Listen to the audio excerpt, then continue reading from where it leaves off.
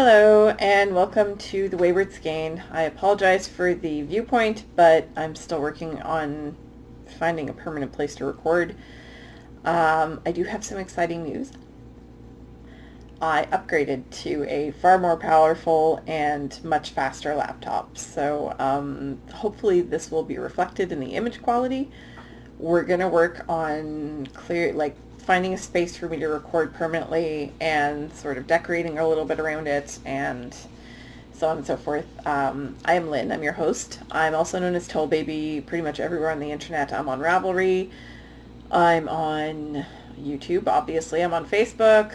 I'm on Etsy. Kind of all over the place. This is episode 41. It is Monday, April 29th. It's almost the end of the month, and I forgot about the birthday shoutouts.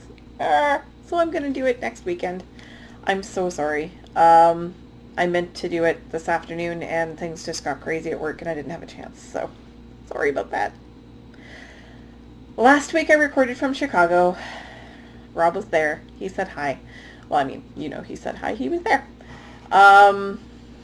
My daughter actually purloined one of my balls of yarn that was being used for a scrap project. Hello. Meow. Come on up. You're allowed. Come on. You can go sit in the back. I'm not picking you up. Come on.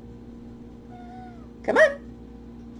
You have to jump up by yourself like the rest of the time. When I'm watching TV, she will just jump up by herself. Come on. Get up.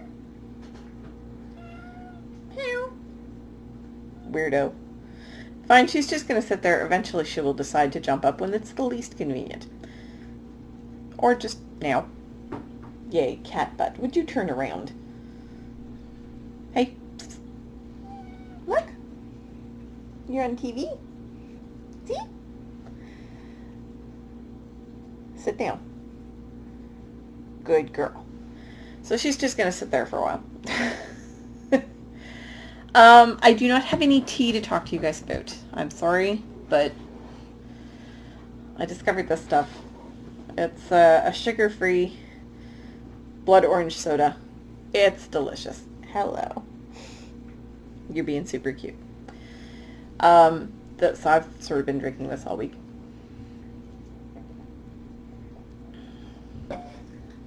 She has just laid down on the arm of the chair with her legs on my leg. Not under her. On me. So other than the crappy point of view, I'm hoping that the picture quality is a little bit better. This is supposed to have better resolution. Well, okay.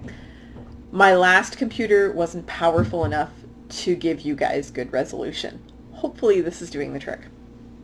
I did finish my color affection before I left for Chicago. I didn't get a chance to show it to you because I finished it between episodes. It's not Jen finished because the ends aren't woven in, but there's one end. And then it keeps going. And then it keeps going.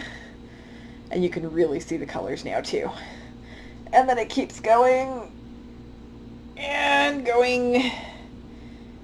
So it's huge. Oops. Knocked something off my table. So I'm loving how it turned out. Absolutely loving the colors. It's just gorgeous. I chose 3 colors of Night Owl Fibers Basic Sock. Her tonals, not her stripes. So this teal colorway up here is called Rusty Hook. And the teal in this variegated colorway, the teal part, here-ish. Sorry, I'm trying to, the light is like directly over my head, so it's not exactly the most ideal. This is the teal here. I'm going to give my friend Sylvie a swatch of the yarn, and she's going to try to find fabric to match that teal. The orange stripes that start coming across are pumpkin spice latte, and the brown that I added in the bottom that does the solid stripe across the bottom is the leather boots.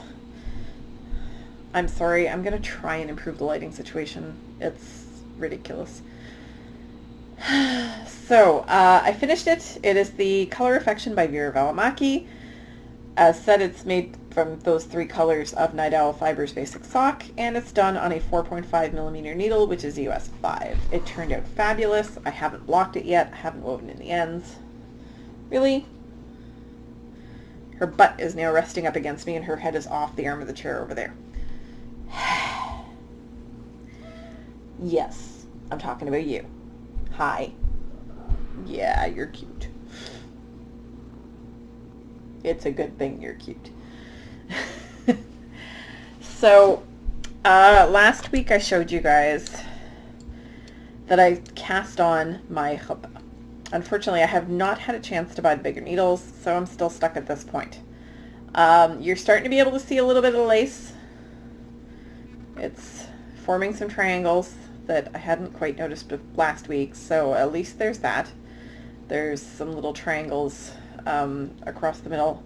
I actually think it basically makes a sort of 4-pointed star in the middle, if you can see that. And I'm only at the very, very beginning, so I do have to buy bigger needles, like longer needles, because this is going to drive me insane. These are 24-inch needles. I think I'm on row 21 of the pattern, and the 24-inch needles are already too small. I'm going to have to get really, really big ones.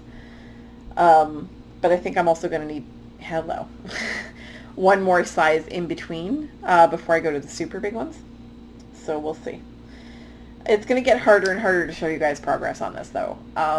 So this is the Lace Chuppah is the name of the pattern. It's by Cat Coyle.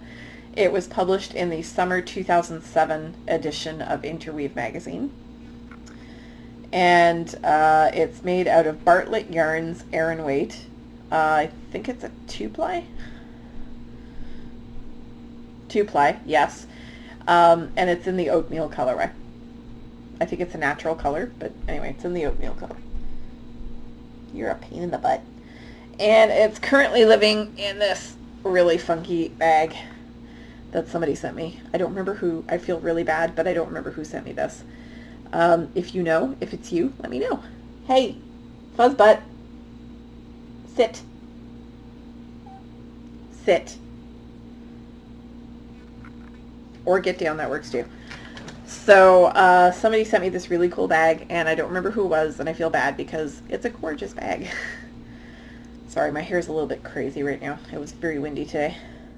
So this lives in this for now. As soon as I join the second ball of yarn, that's not going to work anymore. But that's where it lives now. And these are 9mm needles, which is a US 13, which is what the pattern called for. And this is going to get blocked to within an inch of its life. So it will stretch out, and the lace will be very visible once it's done. So my goal is to, I'm hoping to get the bulk of it done over the summer, which is hilarious because of course I always choose heavy, large knitting projects for the summertime because I'm an idiot. So I was getting a little bit frustrated because of the bulk of this and the fact that I couldn't knit it on the plane. It's too big. It's not really a portable project. It's going to be for at home while sitting right in front of the air conditioner. So I did cast something on. I wound, sorry, I got to reach into my yarn bowl here. Pardon me for the extreme close-up. Come on, Paul. There we go. So I wound this lovely thing. It's a little more purple than it's showing here. Again, the problem with the LED lights, LEDs, being literally directly over my head, is that this looks super bluish gray. It's really a nice lilac-y purple, and it's a lovely tonal. So soft. This is Tanis Fiber Arts Blue Label sock yarn. I had never knit with it before. My friend Crystal actually gave me 2 skeins of this. I have a darker purple than this that is like the dark purple lilac, and then I have this one, which is called lilac. And it is it's so soft. I was winding it and I was just in love with it. I just kind of didn't want it to stop because it's so smooth going through your hands and so soft and squishy. I'll show you the label for a sec here. I need it to get my pattern anyway. So this is the label. It's Tanis Fiber Arts blue label. It is an 80% superwash merino, 20% nylon. There are 420 yards in this thing. And there's a little message from Tanis on the inside about washing instructions and so on and so forth. So, I'm actually doing a scarf from this book. I've got most of the books in this series. I'm going to try and do it this way so I don't show you the pattern. It is the School at Play scarf, and that's what it looks like. It's got little fishies in it. Little lace fishies. Unfortunately, I don't know what I've done, but I'm only on like row... I don't even know. I'd say about 15, 17 of the pattern. I have the bottom of my first little fishy here. My first little lace fishy. Sorry, I'm trying to find a way for this to show for you guys, but maybe if I show it against the curtain. So you see the triangle here, that's the bottom of the fishy. There's an interesting stitch that makes up the body of the fish. I'll show you guys that next time because there would have to be more of it for you to really see. But this yarn is knitting up so nicely. And the edges of the scarf are zigzaggy all the way up. So unfortunately, I think I'm on row, I don't remember now, but anyway, I knit the next row and then realized that my stitch count was way off. And went, okay, what did I do? So I went back and then I count, because every second row is just a plain purl row. So I went back and I counted the purl row, and the purl row was off by 2 stitches. So I was like, this is weird. So I undid the purl row. I think I may actually have to frog it and start it over again because I'm only this far in and I've already screwed it up. I don't think this is going to be TV knitting until I get the hang of the pattern. But anyway, we're going to give it a go. I may frog it and start that little bit over again. It's not a big deal. I've got like an inch of knitting. But I'm super excited about this. It's a yarn I've always wanted to try, and it's super soft. It's gorgeous to knit with. It feels very decadent. And I've never purchased any Tanis Fiber Arts for myself. I definitely will after this. It's fantastic. I super want to try the silver label, which is fancy stuff. There's also the yellow label, which is also really, really nice stuff. So I think I will experiment more with this dyer, who happens to be Canadian. So that's always a plus. I like supporting Canadian dyers, and why are you flicking your tail at me over there? She's sitting just beyond where the laptop is and like flicking her tail back and forth. She's a weird cat. Anyway, so I probably will frog this a little bit. There's if I'm looking at the back, there's quite a bit of pink in this one little section, so I'm super loving the tonal. But anyway, we'll see how it goes. I may fudge it and press on, but my instinct is to frog it at this point. Excuse me. It's very late on Monday night. And I am using a 3.75 millimeter, I think these are Chowgoos, which is US 5. The pattern actually calls for a 4, but it's a 1/4 millimeter difference, so I really don't care. We'll see how it goes. That is just living in my yarn bowl for now. It's probably going to find its way into a project bag in the next couple of days, but because once I get the hang of it, I would really like this to be bust knitting, but it has a chart, so I'm not sure how likely that is. I have been missing knitting on the bust since I finished my pair of socks, so I may just cast on another one. I haven't decided yet. So that's what's been going on knit-wise. Oh, sorry, I didn't even... Bad podcaster. Play at School Scarf, designed by Sharon A. Winsauer. This is in the Scarves and Neck Warmers section of the book. And sorry, I'm on row 13, actually. 13. And it's from the Sock Yarn One Skein Wonders book, which is edited by Judith Durant. These are great books. I have several in the series, and I just lost my screen. So I really, really enjoy these books. This is it's not the first time I've knit a pattern out of one of them, but I don't tend to knit from my books as much. Kind of like I don't tend to consult cookbooks when I'm cooking. I just kind of wing it and see where it goes, but I have to admit I do like individual patterns. So one of my goals this year is to knit more from my pattern books that I've bought. I've spent the money for these books, I might as well use them, and I purchased them because there were patterns in them that I really liked. So as I'm trying to pare down my stash, which is not working so well, and I'm going to a yarn festival in 2 weeks, as I'm trying to pare down my stash, I'm trying to pare down older stash that I purchased before I knew what I was doing. So I'm trying to get rid of my acrylics, I'm trying to get rid of the funky yarns that I bought. I've got some like 12 skeins of this ugly boucle that I want to use up, probably for like animal blankets or baby things or toys or something like that.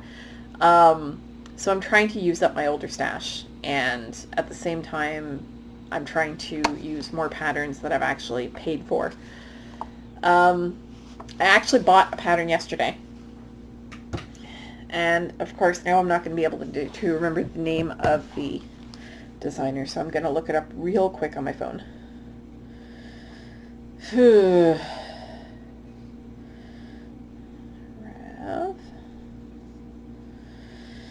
Let's see. I went through, I told you guys before I left for Chicago that I had fixed the internet. No, I had not. It turns out that the network card in my old laptop was dying. So the cost of a new network card for a laptop and the cost of having the Geek Squad put it together for me was going to cost me more than my new laptop. So I went out, I got this one on a really good deal. This is an HP Pavilion. It's a little teeny 13.5-inch thing, so it's going to be great for traveling, like blisteringly fast. It's got 8 gigs of RAM. It's got a 256 gig solid state drive, which is far superior to a hard disk drive for retrieval speed. So I'm super happy with this. I will probably buy an external hard drive, but damn it, I put my phone on tilt. I do that every time I go for groceries. Recently added. That's not it. There it is. So I purchased this gorgeous pattern by Kyle Vey. It's a collaboration between Kyle and Blue Brick Yarns, or the Blue Brick Craft something or other. Hang on. The Blue Brick, it's just the Blue Brick, which is a Canadian dyer who specializes in long ombre color progressions. So what I bought, I'm going to make the screen a little bit brighter so you can see it. What I bought is the wingspan shawl. Oh, you can focus on that. Come on, you can do it. You're not going to do it. Anyway, sorry for that. That was probably painful. It is called the Wingspan Shawl. It is by Kyle Vey. It was actually released as a kit at Toronto Knitters Frolic this past weekend. I didn't get to go to Frolic. I was working on Saturday. It was also my dad's birthday this weekend, although we didn't end up seeing my parents because they were sick. So, oh well, but I did get a new laptop out of the deal, so I can't complain too much. So Kyle designed this, and it is literally a set of wings with a little back piece. The construction of this thing is absolutely brilliant. It uses short rows, it uses cables, it's super nice. I will be buying the yarn from Blue Brick fairly soon. I couldn't afford the kit because I needed to buy the laptop, but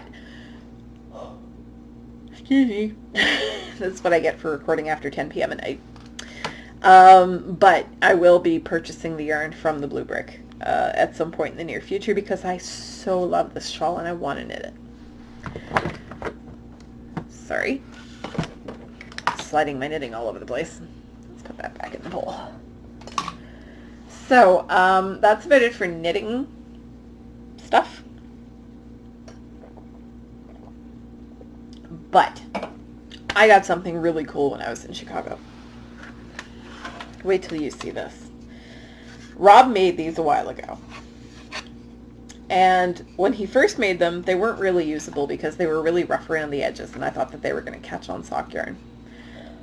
But he's finally sanded them to the point where I think they will be perfectly safe for socks. I say that, and there's this little picky bit up here, but it's just one. And it's probably because it caught on something in transit. He made these out of wood. They are 1/4 inch, I think they're plywood. He cut them on a laser, and he did the little cows. So he made me a set of wooden sock blockers, and I love them. They're gorgeous. I can't wait to start using them. They're so pretty. I brought them back in my suitcase. So I was in Chicago for 5.5 days over Passover and Easter. We had a huge Passover dinner. I recorded on Monday, so Passover dinner was already over the last time I talked to you. No, I recorded on Sunday. But anyway, Passover dinner was over. The Seder was over when I talked to you guys last. So you already know about all the food and stuff like that. Later that day, Rob and I went out to a park. It's like a bird sanctuary type place right off the interstate. Excuse me. It was a little bit weird. And they're working on it right now. Like, they're planting a lot of trees to sort of give the birds more shelter. We saw a lot of geese. We saw a little teeny turtle. We were walking down the path, and there was this little teeny turtle trying to cross the path. And poor little guy, we scared the crap out of him. And I got fairly close to him, but I tried not to disturb him. But he basically stuck all his feet in and his tail, and there was just his head poking out. And so we went very carefully around him. And once we got past him, he started walking across the path again. And by the time we came back, he was gone. So he was so cute. Little teeny turtle. I think he was a red-eared, painted red-eared turtle. I used to have one in high school. I'm not sure they were exactly the same kind of turtle, but he did have the red stripes on his face. But his shell wasn't marked quite the way mine was. That could have been because mine was a little bit older, a little bit bigger. I'm not sure. I've never seen a juvenile before, so it might have been a juvenile of the same kind that I had. I had a painted red-eared turtle of some sort. So anyway, I love my sock blockers. Thank you, Rob. And we had a lot of fun walking through the nature preserve, and then we basically had a sort of mellow evening at home, and Monday morning we left for the airport, and I then spent the rest of the day trying to get home. I came this close to missing my flight home. I had less than an hour layover in Toronto, and when we landed, they wouldn't let us off the plane. We had to wait 20 minutes on the plane because they were disembarking domestic passengers in the same hallway we were supposed to use. So they couldn't let us off the plane because you can't combine domestic and international passengers. So we sat on the stupid plane for 20 minutes. And I was indicating, look at, I have less than 40 minutes to get to my next plane now. I still have to pick up my luggage. I have to go back through security. I'm kind of freaking out here. Did anybody try to let the connecting passengers off the plane first? No.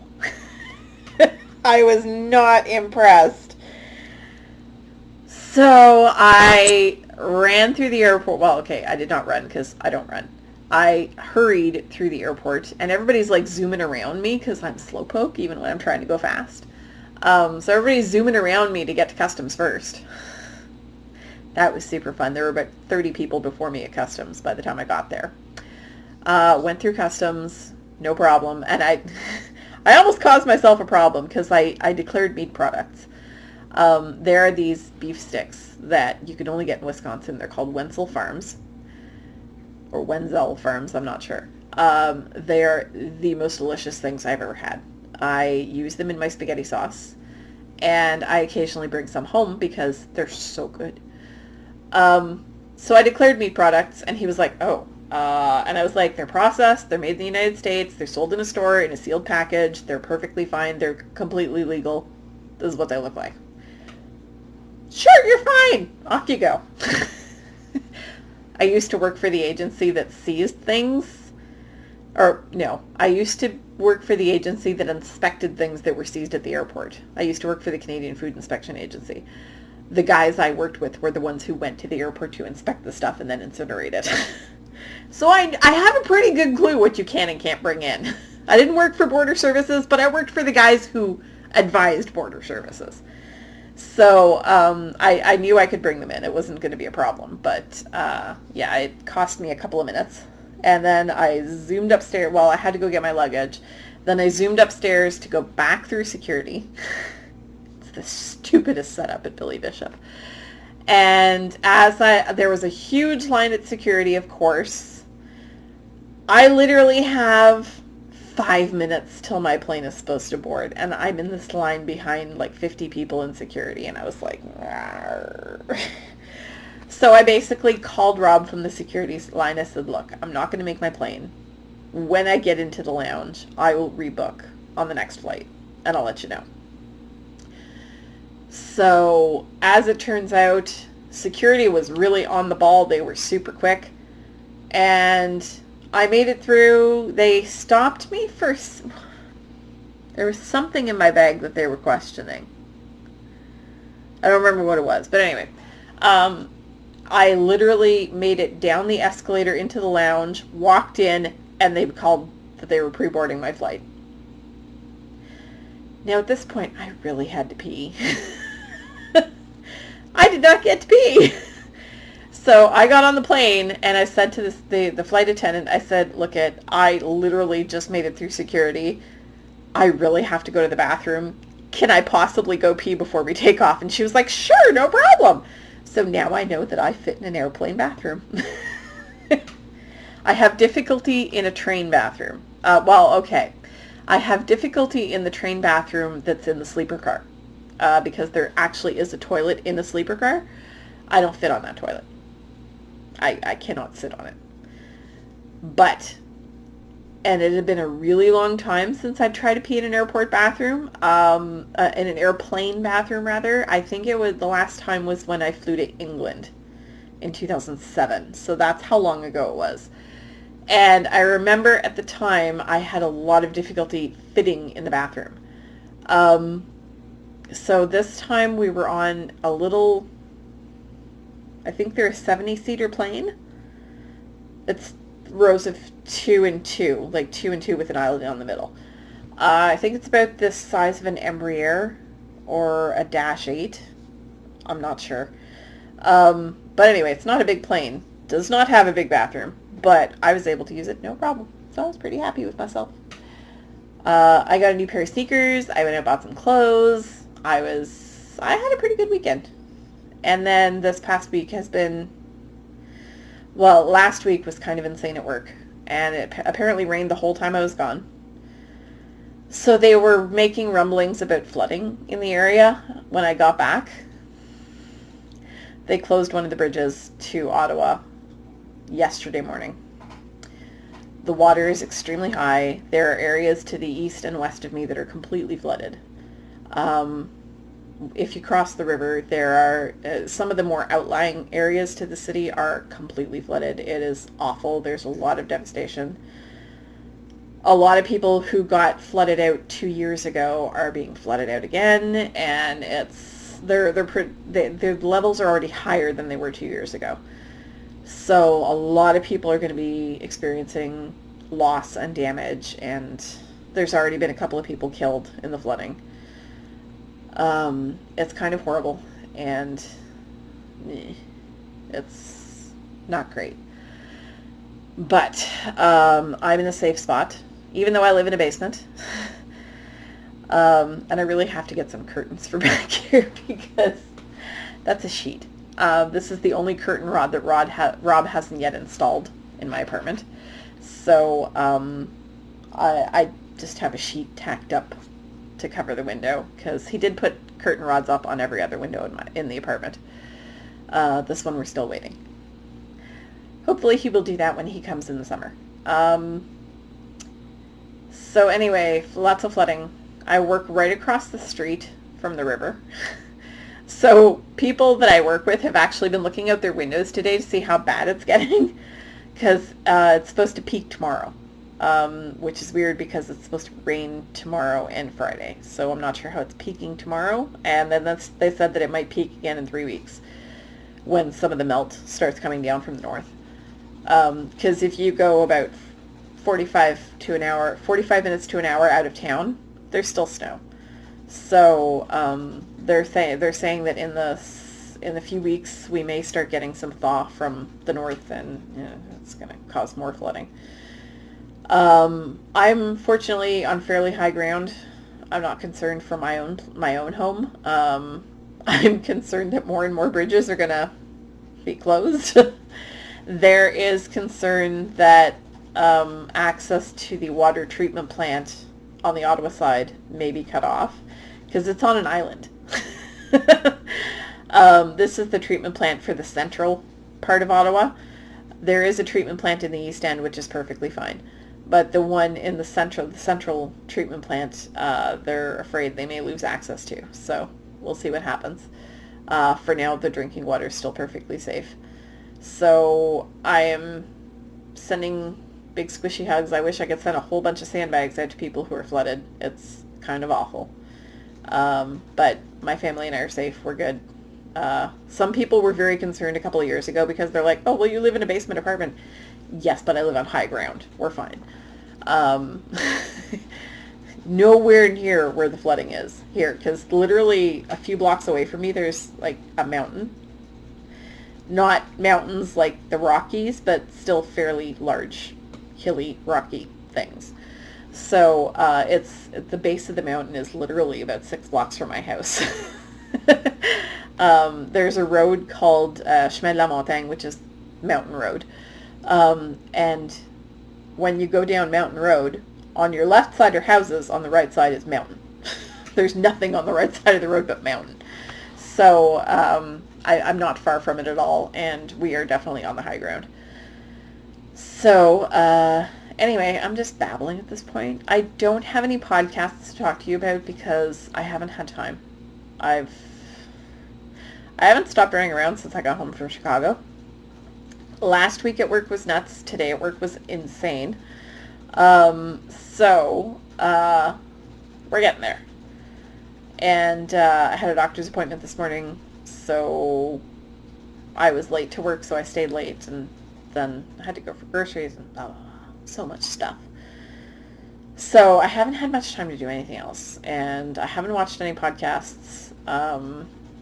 I do know that Selma just posted a new one a couple of days ago, maybe yesterday.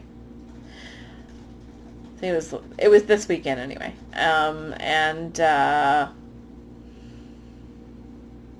That's literally the only thing I've paid attention to. I know that Sarah from Steeped in Books has posted a few new episodes as well.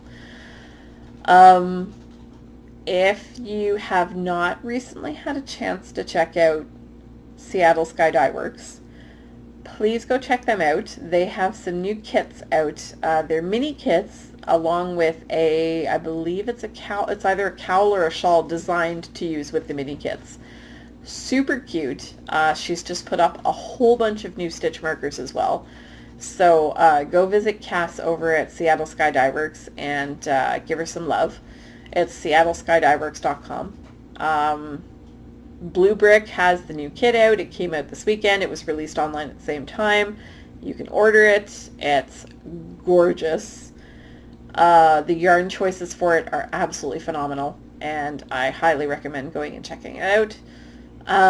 Neighborhood Fibers has also been super duper busy, so has Knitty and Color. They're all gearing up for Maryland Sheep and Wool, I believe. And Selma was at, and now I don't know what it was called. She was somewhere this weekend. I feel really dumb now, but she was somewhere super exciting, and I forget where it was. So check out her Instagram stories. You'll see some stuff, and you'll see some pretty cool posts about where she was. I feel really bad for missing Knitter's Frolic because Shamika from the Mika Mika podcast was actually up. Or is that what it's called? I don't remember now. I know she recently posted an episode too, like recently, within the last month or so. But she was actually in Toronto for Knitter's Frolic. I usually don't get to see her until I go to the States. But she was up for Knitter's Frolic. The Yarn Harlot was at Knitter's Frolic. She wasn't last year when I was there. So I didn't get to say hi to any of these people. And I feel bummed because my friend Jessica came up from New Hampshire to stay with Sarah, who is steeped in books. So Jessica is Sarah Nova Crafts podcast. Sarah used to be, well, she still is the Canadian Knitter podcast. She just hasn't posted an episode in a while. And she's also steeped in books, booktube channel. And so they went to Knitter's Frolic together, and I was like, I'm missing out. But in 2 weeks, I am actually going down to New Hampshire with Sarah. Well, we're meeting there. And we're going to the New Hampshire Sheep and Wool Festival. So I'm super excited about that. We're going to see Jen, who is Storm Coast. We're going to see Mandy, who is Mandy Pinecone Crafts. We may get to see Michael, who is the Gay Knitter podcast. And we're super psyched. So much fun.